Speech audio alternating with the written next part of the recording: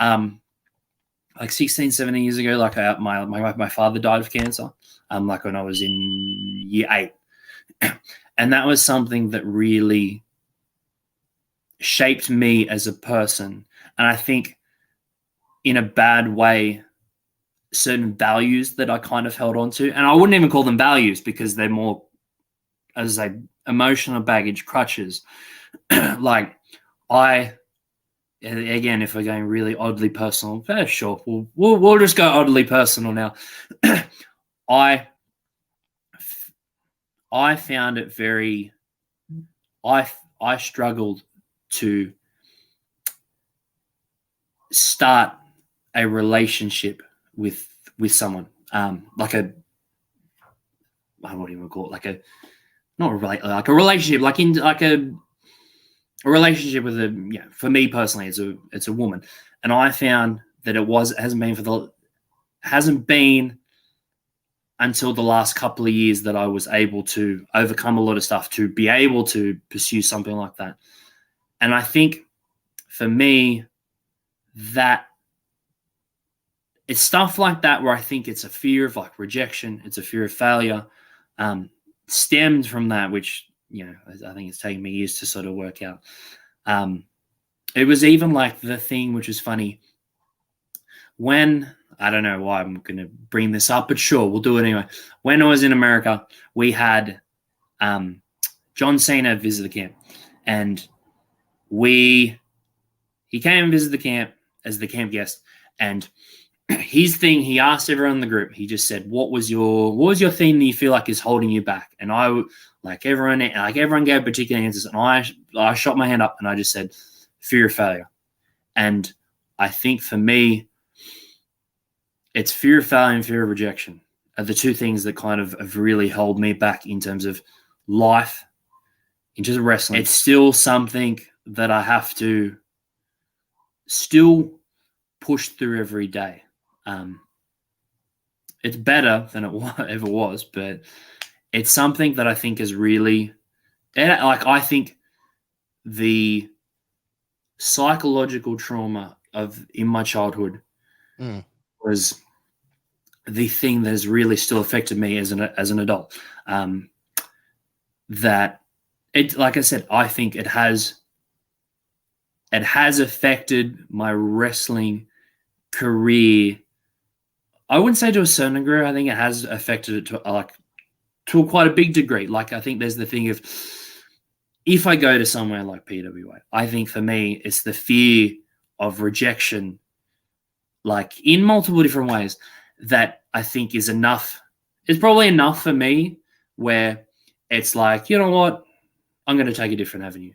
If we're being honest, there is many other different aspects, but I think the two, it's because of the run-ins I've had with people that it has that fear of being rejected by, like, not just by like particular people, but I think it has affected me in terms of wrestling. I think I got really.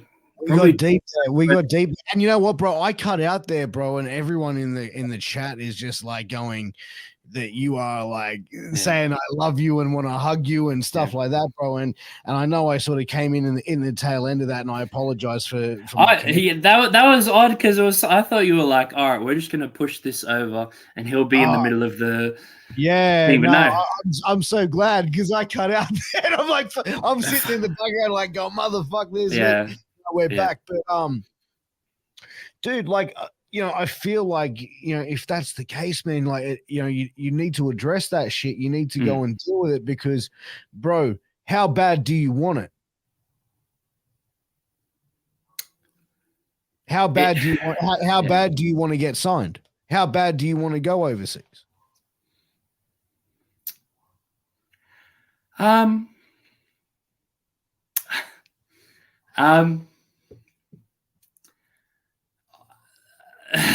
Like, I think there's the thing of like, sorry, bud, take a second.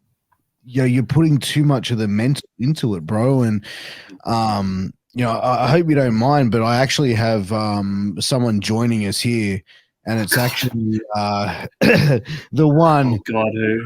the Hunter Hayes in the building. I didn't know what that feedback was for a second.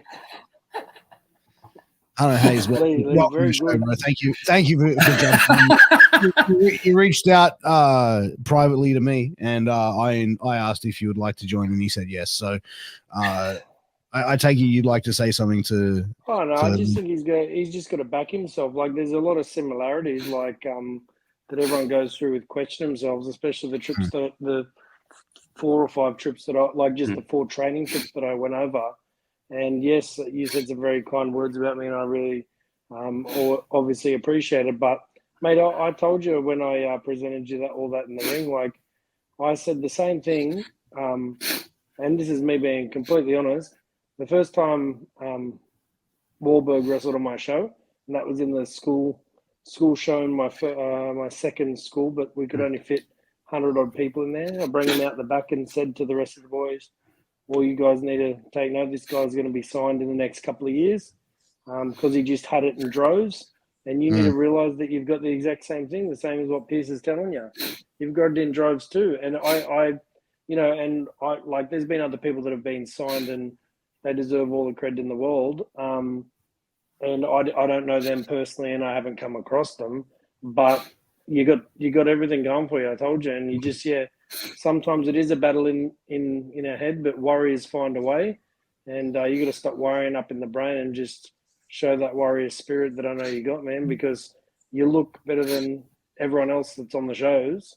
The style that you're working is, I believe, the style that has never been broken in pro wrestling and never will be.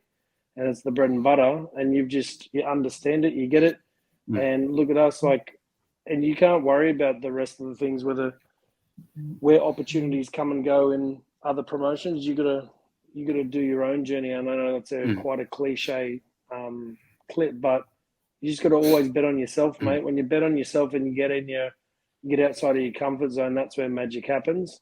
And you also got to reevaluate all the time. So don't let that pressure be on you. And you're going to have those moments where, where you're going to have those moments when you do second guess yourself and you question your purpose and whatever. But I know that you've got many reasons for wanting to do it, but you just need to know that you've got it, and that's all that matters. And this is wrestling. This isn't wrestling with friends. This is the wrestling business. And I don't mind, being, generous or kind when someone needs that little vibe of needing to see that, hey, you're not the only one invested in yourself. There's someone else that sees someone else in me. Because DDP always taught me when he, he's always been really good to me. But I was like, why are you even helping me out? And he's like, don't you see, we're the same person as far as wanting to help people, and you can't underestimate the power in making someone believe that you believe in them. So that's what you got to do. It's the same as I said to Piers when I was talking on the show before. It's like people were shitting on him because they were thinking people were trying to do things with people's stories and whatnot. He's just given a platform, and no one else is doing it in Australia. So why are you got to shit on someone else for providing an opportunity for people to have something else to tune into? You know what I mean? Even if you get through to one person, mate, and that hopefully, like what I said to you in the ring that night, really hits home to you. As long as they get through to you, man, just believe in it. Dream it, believe it, be it, and run your own race, and you'll get there, man. You'll get there. And also remember, it's okay to change the goalposts every now and again too. You know what I mean? And that's something that you mentioned on the podcast when we spoke last time, is like how the goalposts for you changed throughout your career over the years.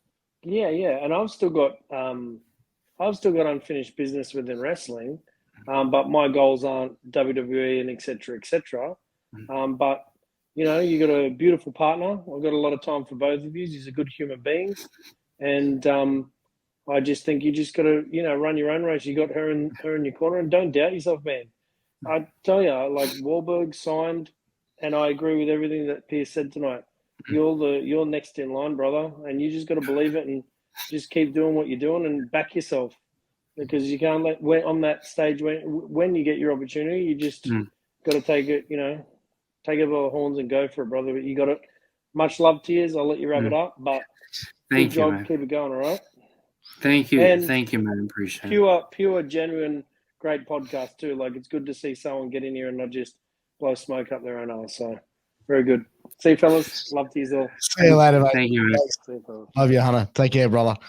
But again, Hunter Hayes just sort of wanting to sort of jump in there and sort of like reiterate and sort of set things, really into perspective for you, man. And I hope that's happened tonight, eh?